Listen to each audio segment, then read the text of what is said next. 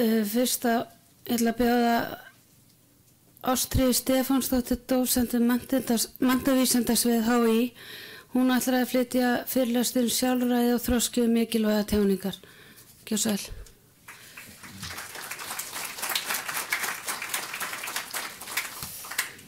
Takk fyrir Elín.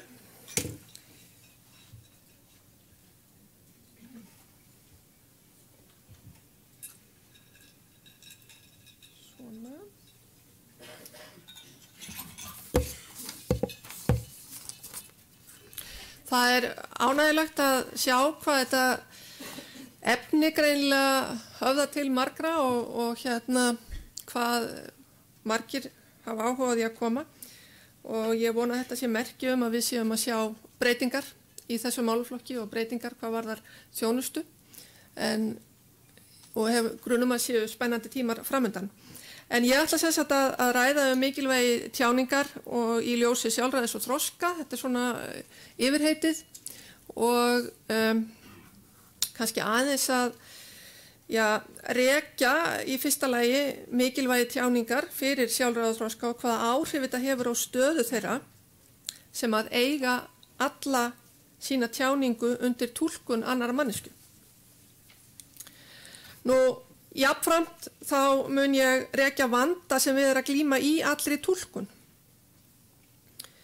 Ég ætla sem sagt að byrja á því að lýsa ákveðinni sýn á sjálfræðið og tengsl þess við þroska einstaklingsins. En ég tel þessa sýn gagnlega þegar samspil einstaklings og túlks eru skoðuð. Því næst þá ætla ég að fjalla mikilvægi samskipta og stöðu túlksins og að endingu þau siðferðilegu álitamál sem að upp geta komið í þessum aðstæðum og huga því hvernig svo grundvallasýn sem að kynnt verður hér í byrjun getur hjálpað okkur að hugsa þessi álitamál sem að geta komið upp. Og ef við skoðum strax þetta fyrsta, sjálfræðið og tengsl við þroskan, þá sjálfræðið það grundvallar hugtak í allri siðferðilegri umfjöllun.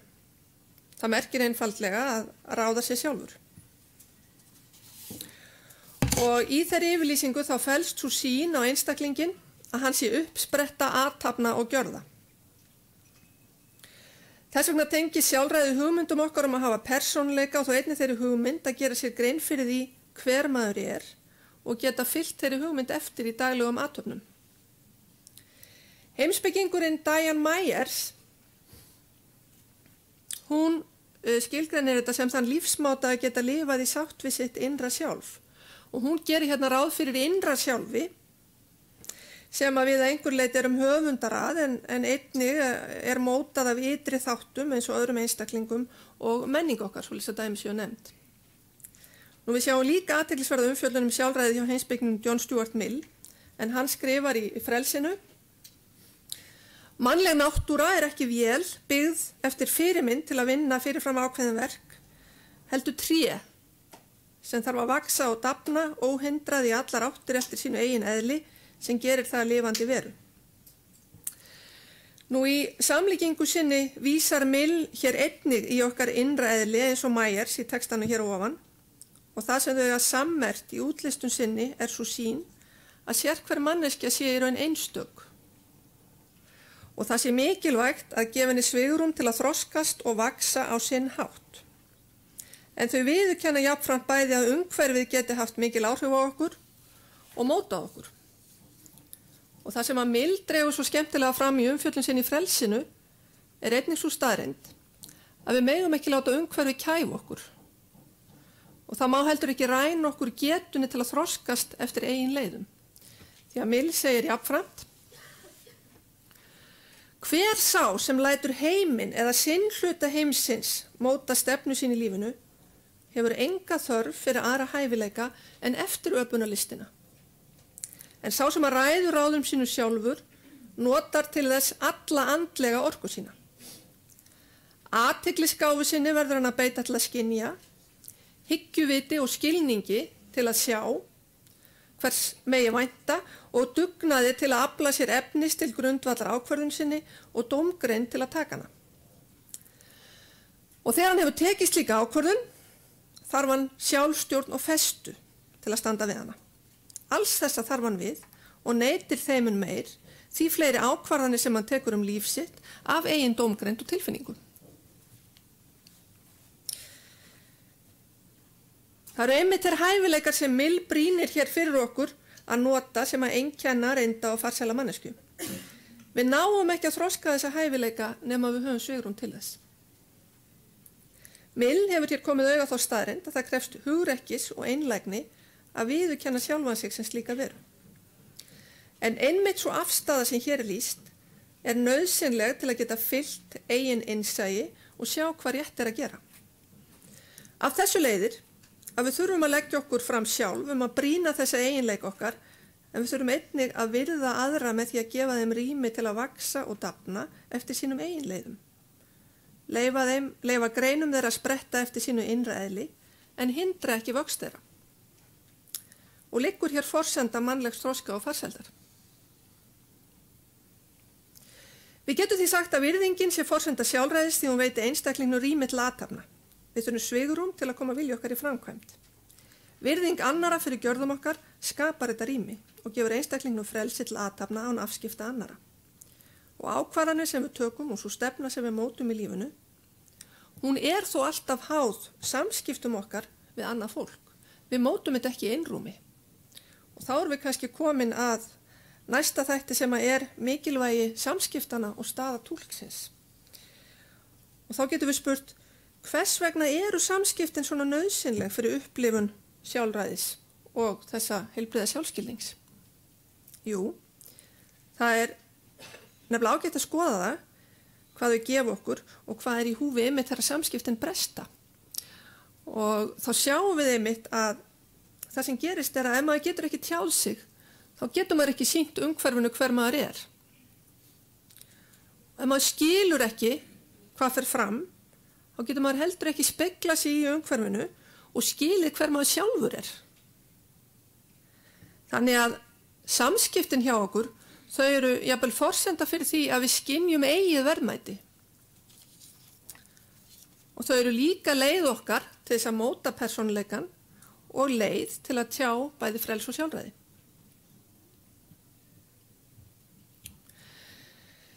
Nú ef þetta skoðað þá sjáum við að samskiptin eru mjög mikilvæg fyrir karakter einstaklingsins og fyrir sjálfsmynd og sjálfsvirðingu. Og einmitt þegar við viðurkennum mikilvægi samskiptana fyrir grundvallar skilning okkar á stöðu okkar í lífinu, þá verður okkur ljóst mikilvægi túlksins. Túlkurinn verður í raun forsenda þessara gæða fyrir þann sem þarf á þjónustu túlksins að halda. Túlkurinn þarf því að starfa þannig að einstaklingurinn eigi möguleika á að rækta karakter sinn, tjá hann og byggja upp heilbrigða og eðlilega sjálfsmynd. Og sá sem túlkað fyrir, hann þarf að geta spegla sig í umhverfinu og fengið óbrenglaða mynd tilbaka. Það þannig forsenda hans sjálfsvirðingar að finna að hann sé sýnilegur í umhverfinu, að fólk taki eftir honum, að fólk hlusti á hann og finni að innleggið sem hann kemur fram með skipti máli. Í gegnum túlkunina og sá sem túlkað fyrir að fá rými til að tjá sig og vera hann sjálfur og að ekki sé tekið fram fyrir hendur hans. Hann á að fá það viðurkennt að hann sé gerandi í eigin lífi og jafnframt þarf túlkurinn að gera honum kleift að sjá aðra og finna að aðrir sjái hann og bregðist við honum. Samskiptin þurfa að byggja á virðingu þar sem einstaklingurinn finnur að hann til og hann mikilvægur, að fólki standa ekki á saman og það líti ekki fram hjá honum, heldur taki hann með. Nú vegna mikilvægi þess að virða sjálfræði einstaklingsins eins og kemur fram hér ofan, þá lögð áhersla á hlutleysi túlksins í samtalinu. Túlkurinn ekki að tjá eigin vilja eða tilfinningar, hann að tjá vilja annarar mannesku og á því ekki að taka yfir samtalið eða skyggja á einstaklingin. Hann á því ekki að fara í hlutverk hjálparans sem fyrst og fremst hefur velferð einstaklingsins að leiðarljósi, því honum ber að virða þann sem túlkað fyrir, sem sjálfstæða persónu á sinni eigin vegferð til þroska. Hann á því fyrst og fremst að leggja áherslu á að standa vörð sjálfræði þess sem túlkað fyrir. Mikilvægi þess að geta tjáð vilja sinn óumdeilt, en svo spurning vaknar hvort svo mynd sem hér dregin upp að framan að hlutverki túlksins sé einvörðungu hugsjón. er í raun mögulegt að tjá vilja annarrar manneskju? Hvaða hindranir eru í veginum og hvernig gæti túlkurinn hugsanlega mætt þeim? Og í þessu stutta yfirliti þá ætla ég kannski aðeins núna að skoða hvaða hættur þetta eru sem við getum mætt. Því að þetta er vandasamt ferli. Svona þessi siðferðilegi vandi túlksins. Þannig að lítum á hvað getur gerst þegar að túlkur reynir að tjá vilja annarrar manneskju.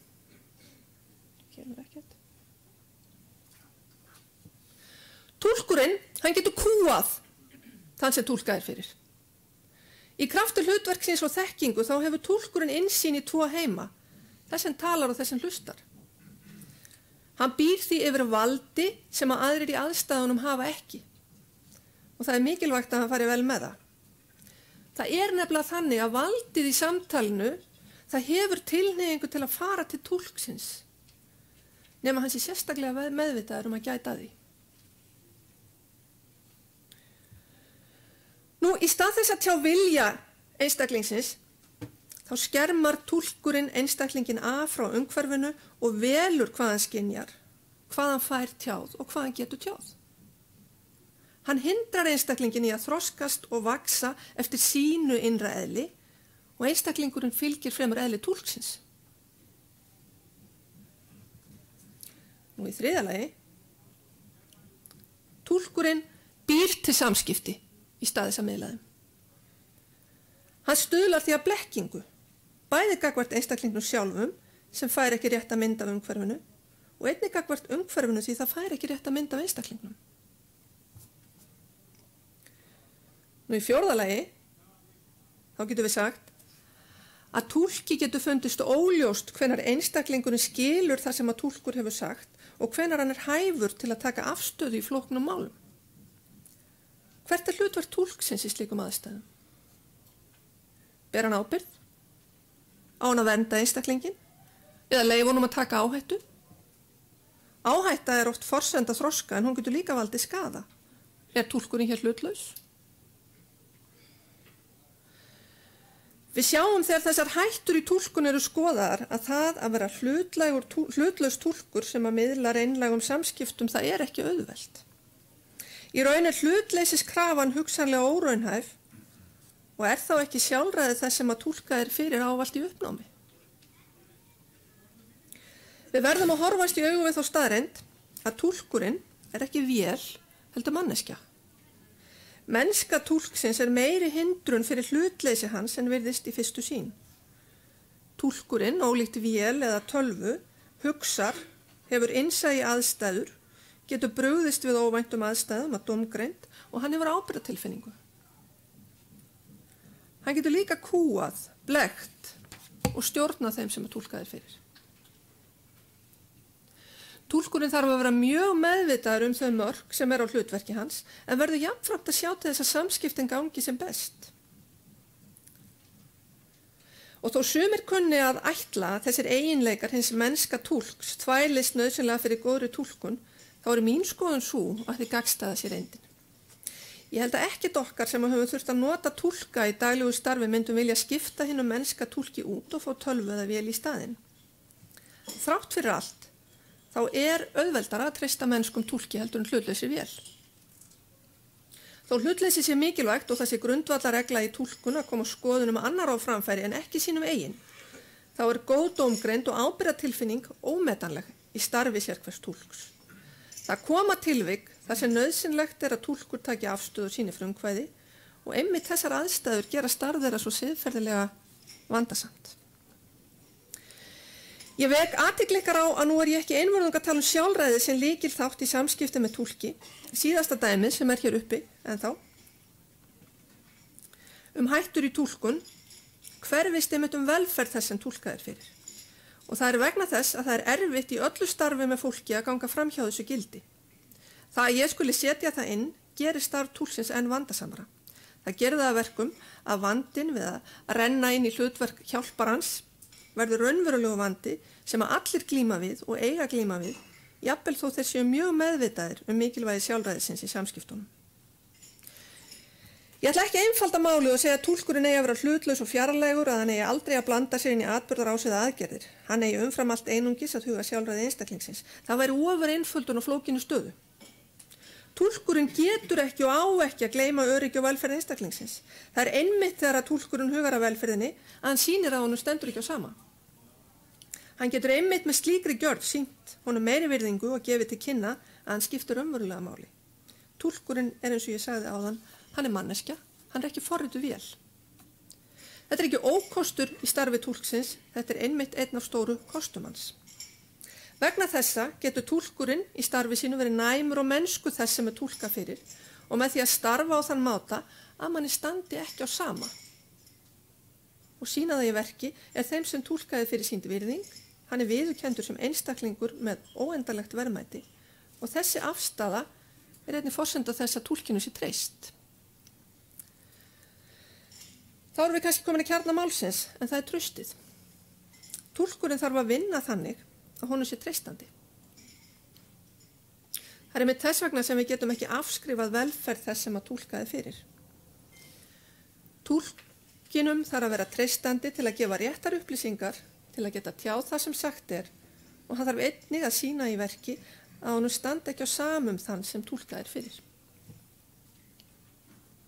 Og hver er þá niðurstaðan? Í umfjöllun minni, nú fer ég að draga saman og koma með niðurstöður. Þegar túlkur tjáir vilja annarra mannesku er mikilvægt að hann gerir sér grein fyrir mikilvægi starfsins. Hann sé meðvitaður mikilvægi sjálfræðis þess sem túlkað er fyrir og góðra samskipta sem byggjast á einlægni og heiðarleika. Að hann viti að hann getur ekki borið ábyrgð á öllu sem gerist í lífi manneskjuna sem hann túlkar fyrir, að hann beri fyrst og fremst ábyrgð á að samskiptin gangi vel. Hann virði leið manneskjuna til þroska, virði markmið hennar í lífinu og nota hann ekki til að koma sínum eigin markmiðum framkvæmt. Jafnframt þarf túlkurinn að horfast í augu við þá staðreynd að stundum er hlutleysi gagnvart orðum, athöfnum og gjörðum þess sem túlkað er fyrir ekki mögulegt. Hinn siðferðilega spurning sem beinist á að túlki í starfi er ekki einvörðungu hvort það sé réttlætanlegt að túlkur grípi inn í og hafi áhrif á merkingu samtals eða atburðarásar, heldur líka og kannski ekki síður hvenar og á hvern hátt hann gerir það. Túlkur getur skynjað hættu sem sá sem túlkað er fyrir greinir ekki. Túlkurinn getur álitið að misskilning sé að ræða milli tveggja aðila í samtali og velti fyrir sig hvort það eigi að leiðrétta það. Túlkurinn getur einnig staðið frammi fyrir því að vera stillt upp við vegg og gert að ljúga eða blekkja í nafni þess sem túlkað er fyrir. Hversu langt nær þá hlutleysiskrafan? Það er einmitt þegar að túlkur stendur frammi fyrir vanda sem þessum sem nauðsynlegt er að skilja þau verðmæti sem er í húfi og spyrja. Og þá vísa ég í fyrsta hluta erindisins. Hvernig get ég starfað þannig að sjálfræði einstaklingsins, virðingans og velferð sé ekki uppnámi í samskiptunum? Jafnframt þarf að leita í skilgreiningu okkar á hlutverki túlksins og ekki síst í þeirri sýn að hann eigi að gera einstaklingnum kleift að tjá sögu sína og skilja merkingu þess sem aðrir segja og túlkurinn sé til að greiða fyrir samskiptum og styrkja stöðu þess einstakling sem túlkað er fyrir. Það hvernig brugðist er við erfiðum aðstæðum í túlkun byggir á góðri dómgreind, næmi og reynslu þegar að bestu leiðar er leitað. Þótt það sé kannski ekki beint umfjöllunarefni hér, þá getur góð menntun túlka einnig skilaði fagþekkingu sem auðveldar þeim að bregðast við erfiðum aðstæðum. Það er nefnilega umfram allt mikilvægt að þeir sem að tjá raddir og vilja annara búi yfir skýrum skilningi á starfi sínu, viti hvers vegna þeir inna það af hendi og á hvern hátt þeir eiga að hafa starfinu allan á markmiðum þess. Takk fyrir.